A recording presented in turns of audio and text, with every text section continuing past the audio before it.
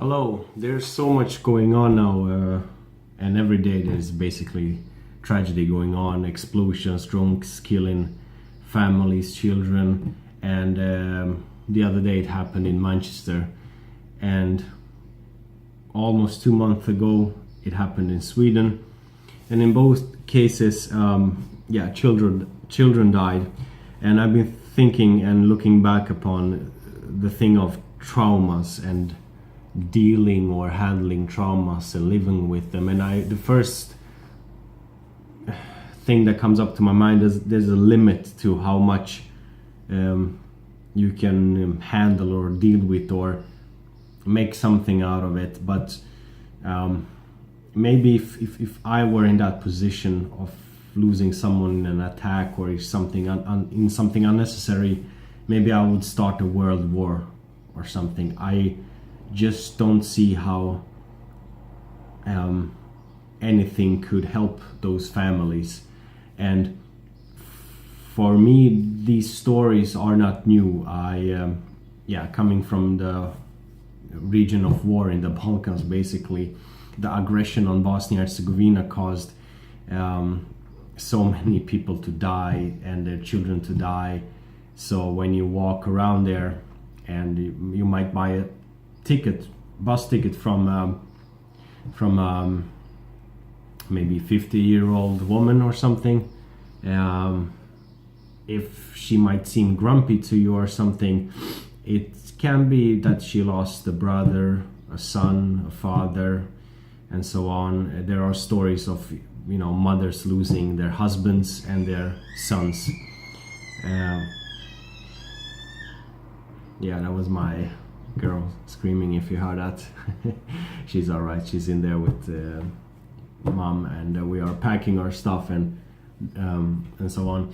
So I'm just taking time off to do this video, as it's been on my mind, but I haven't been around to sort of get into the mood, and instead of waiting for it, I just want to share some thoughts and about this. So in that case of losing somebody to a tragic event, which you couldn't do anything about, is one thing. But if it's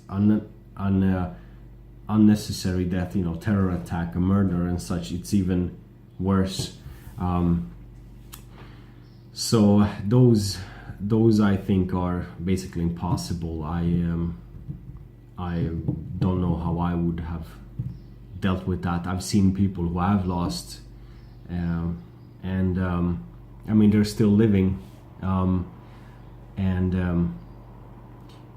but according to them, it kills you partly. You live, but a part of you is forever dead.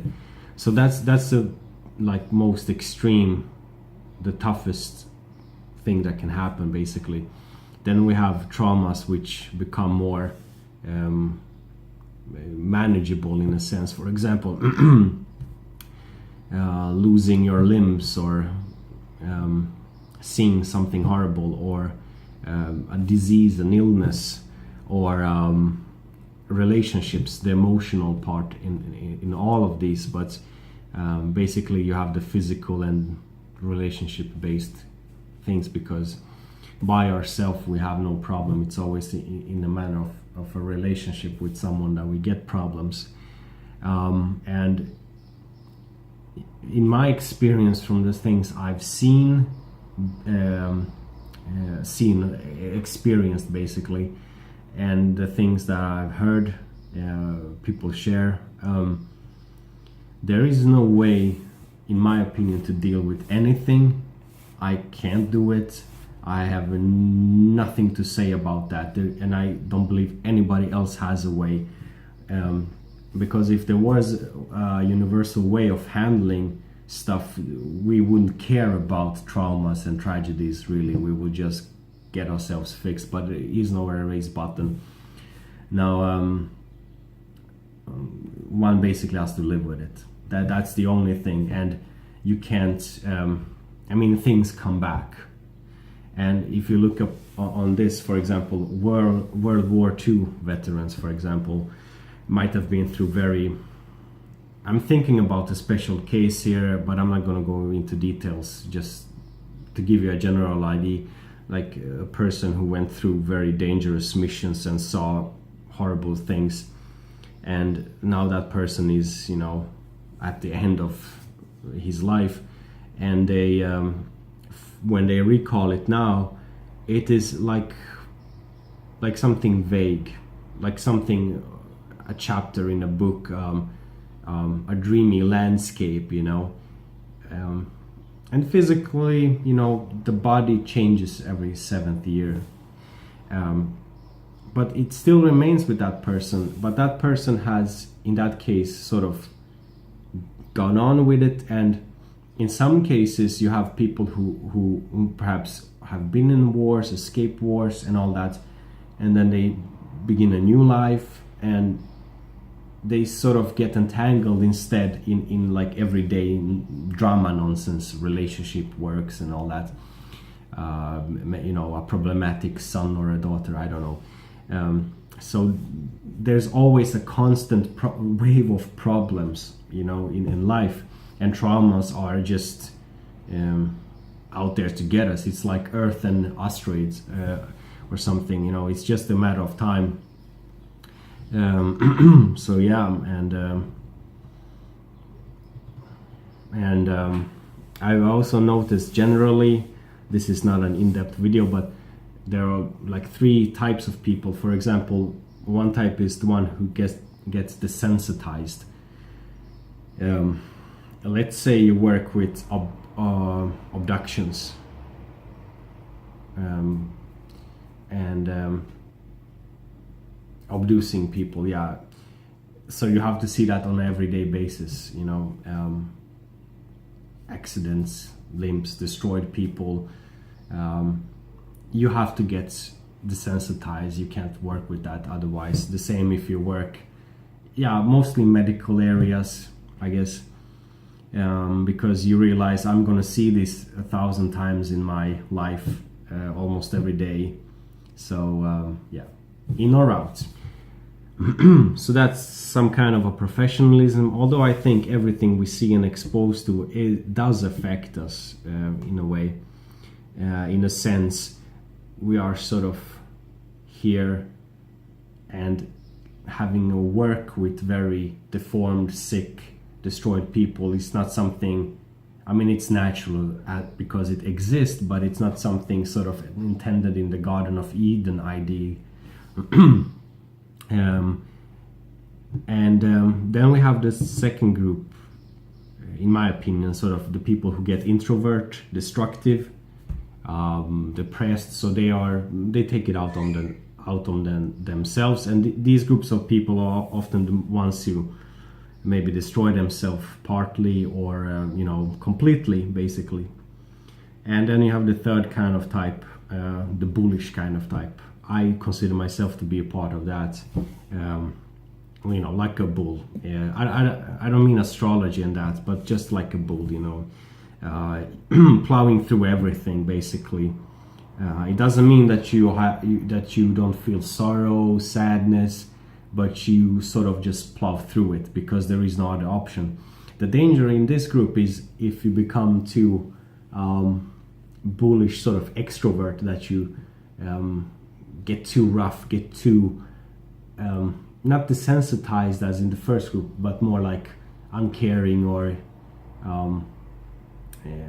too rough, basically, too hard on others, too hard on yourself, just because you've seen bad things and had bad things happen to you. So those are my like 3 main aspects of this.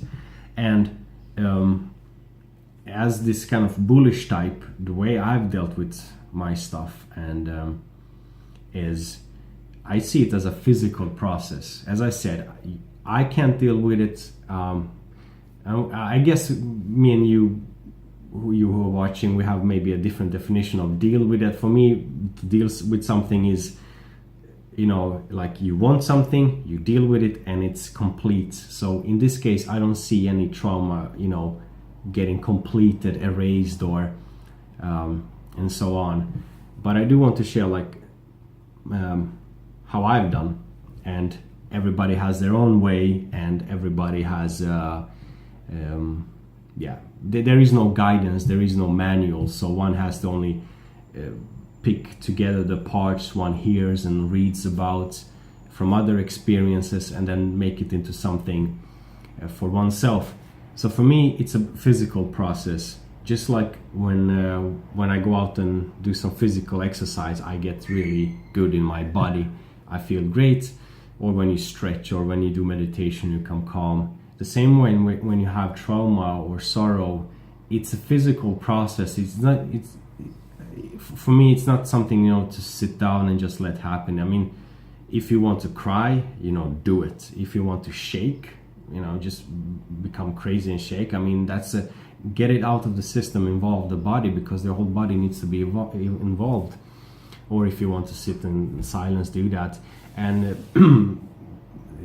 there are also variations to this. I like to do that by myself. I'm strong enough, so I'm more of the person who,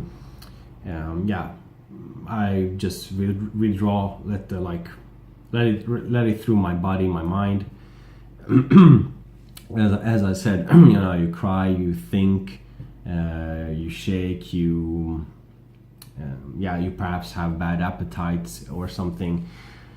But for me, I know that sort of will pass, or has passed. And so yeah, that's what's sort of, I think, is in the realm of the manageable sort of traumas. But then I think again now about the war stories, the aggression, the hate, the murder that's happened to Bosnia and Herzegovina. And I also think about the terror attacks now and the parents losing their children. I mean, that's something, out of this, I can't understand that. I haven't been through that personally.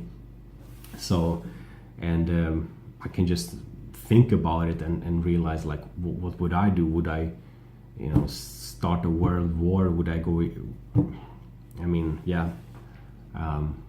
But if we just look at the more manageable aspects, I guess it's all possible to sort of, as I guess I mentioned this earlier, like, use it as manure, because everything is in life is supposed to be manure, shit basically, and good healthy shit makes a good garden, and our life is supposed to be a garden. But it is also something that I think it's worth talking about, because accidents, tragedies struck you, emotional disturbances, physical threats, and all that, and in a sense, for me,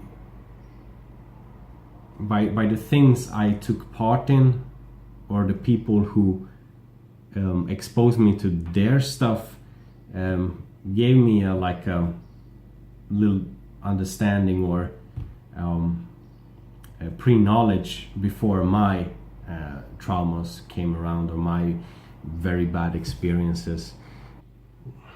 Yeah, I have to move on with the day, but this was some thoughts about this, because we are very vulnerable beings, and we are here to get hurt really bad. It's unavoidable.